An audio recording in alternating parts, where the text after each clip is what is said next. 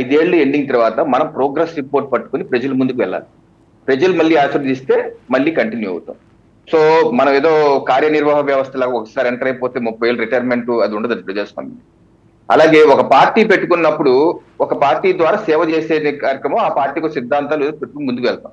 ఆ సిద్ధాంతాలని మనం అధికారంలోకి ప్రజలు మన సేవ చేసే భాగ్యం ఇచ్చినా ఇవ్వకపోయినా, ప్రజాప్రతినిధులుగా ఎమ్మెల్యే ఎంపీకి ఎన్నుకున్నా ఎన్నుకోకపోయినా ఆ సిద్ధాంతాల ఆధారంగా దశాబ్దాలుగా పనిచేస్తాం. భారతీయ జనతా పార్టీ ఉంది, మేము 7 దశాబ్దాలుగా దేశ రాజకీయాల్లో పనిచేస్తాం. మాకు సీట్ వచ్చినా ఓటు వచ్చినా రాకపోయినా దేశం ముందు, పార్టీ తర్వాత వ్యక్తిగత చిట్ట చివరి సిద్ధాంతాలు ముందుకు వెళ్తున్నాం.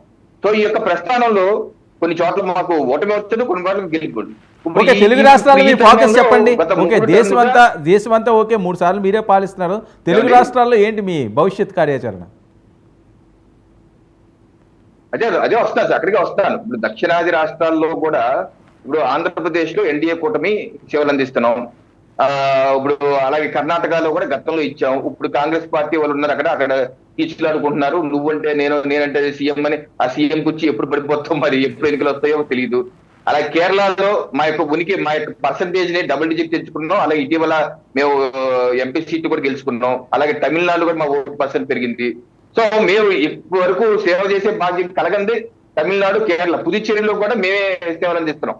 సో దక్షిణాదిలో పూర్తిగా ఎక్కడ లేవని కాదు కదా, మేము ఉన్నాం. ఆల్రెడీ కర్ణాటక చేస్తున్నాం, ఆల్రెడీ ఒరిస్సా మనం దక్షిణాది తీసుకోము, ఒరిస్సా ఈస్ట్ లో తీసుకుంటాం. బట్ అది కూడా తీసుకుంటే ఈ రోజు ఒరిస్సా కూడా ఇందిరా శోభన్ గారు పవన్ కళ్యాణ్ గారితో పొగ పెట్టిస్తున్నారు అని. సార్ ముందు ఎదుటి పగ గురించి తర్వాత ముందు అసలు కాంగ్రెస్ వాళ్ళ ఆత్మ సమీక్ష చేసుకోవాలి. ఈ రోజు వాళ్ళు హ్యాట్రిక్ కొట్టారు ఢిల్లీలో. హ్యాట్రిక్ ఏంటి? సున్నాల్లో 2015 సున్నా, 2020 సున్నా, 2025 సున్నా. ఈ సున్నాల్లో కారణం ఏంటి కాంగ్రెస్ పార్టీకి అన్నది వాళ్ళ నాయకత్వం ముందు ఆత్మచింతన చేసుకోండి. ఒకటి. 2, వాళ్ళ మీద పోటీ చేసింది ఎన్డీఏ కూటమిలే కాదు, Aam Aadmi Party, NCP, CPI, CPM, వీళ్ళందరూ ఎవరు? వాళ్ళ కూటమి సభ్యులే కదా.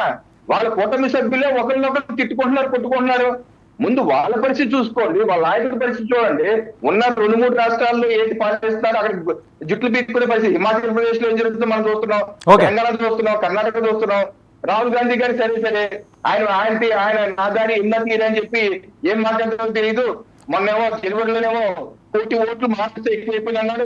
మన 3వ తారీఖు పార్లమెంట్ లోనేమో 70 లక్షల ఓట్లు ఎక్కువైపోయిన అన్నాడు. నిన్నేమో 39 లక్షల ఓటు. ఏం మాట్లాడుతూ ఆయనకి అర్థం. శివశంకర్ గారు చూసుకోమండి ఎదుటి సంగతి తర్వాత. శివశంకర్ గారు, ఏపీలో ఏదో జరగబోతున్నది. ఏపీలో జరగబోతుందండి, అభివృద్ధి జరగబోతుంది. 20 లక్షల ఉద్యోగాలు ఇవ్వబోతుంది. సో జీడిపి అద్భుతంగా పెరగబోతుంది. కూటమి ప్రభుత్వం బలంగా ఉండబోతుంది. ఇవన్నీ జరగబోతాయండి. పవన్ కళ్యాణ్ గారు కూడా సీఎం అభ్యర్థిగా రానున్న రోజుల్లో ఉండబోతున్నారట. ఇది కూడా జరుగుతుందా? మీరు మీ ప్రశ్నలోనే అటా అని వచ్చింది చివర. ఈ ఇందిరా శోభన్ గారు రైస్ చేసింది అది, ఏదో పొగ పెట్టిస్తున్నారని. ఇప్పుడు బీజేపీ ఆడిస్తున్న ఆటని ఆవిడ చెప్పడంలో ఆంతర్యం. మేడం గారు ఏంటంటే సీనియర్ నాయకులు. దావోస్ లో ఓపెన్ గా చంద్రబాబు నాయుడు గారు ఉన్నప్పుడే కదా అక్కడ స్టేట్మెంట్లు వచ్చినాయి. మనం చెప్పి క్రియేట్ చేసినటువంటి కావాలి. సో కాబట్టి వచ్చినటువంటి వాస్తవాలు గ్రహించండి. ఇప్పుడు ఒక పార్టీ మనం శుద్ధులు చెప్పేటప్పుడు మన పార్టీలో ఏం జరుగుతుందో కూడా మనం ఆలోచించుకోవాలి. సో ఇప్పుడు కాంగ్రెస్ పార్టీ ఓడిపోయింది అని పదే సున్నాకు పరిమితం ఒక విషయం చెప్పదలుచుకున్నా. ఢిల్లీ రాజకీయాల్లో చాలా భిన్నంగా ఉంటాయి. భిన్నంగా ఉంటదంటే అది అక్కడ పవర్ అంతా కూడా లెఫ్టినెంట్ గవర్నర్ చేతిలో ఉంటుంది. అక్కడ లా అండ్ ఆర్డర్ ఇవాళ డిపార్ట్మెంట్ అంతా కూడా మీకే ఇస్తాను. ఒక్క నిమిషం అండి, ఆల్రెడీ తెలంగాణలో అధికారం ఇచ్చారు. అధికారం ఇచ్చాక బలపడండి, ఎవరు వద్దన్నారు? ప్రజాస్వామ్యం ఇది ఎవరి జాగీర్ కాదు. మీరు బలపడకుండా మీకు కాంగ్రెస్ కల్చర్ని ముందు మార్చుకోండమ్మా. నేను నిశ్చితంగా భారత రాజకీయాలు పరిశీలించే వ్యక్తిగా నేను చెప్తున్నాను. ఒకసారి మీ రాహుల్ గాంధీ గారి జైపూర్ ప్లేనరీలో అన్న మాట మీరు గుర్తుంచుకోండి. All leaders are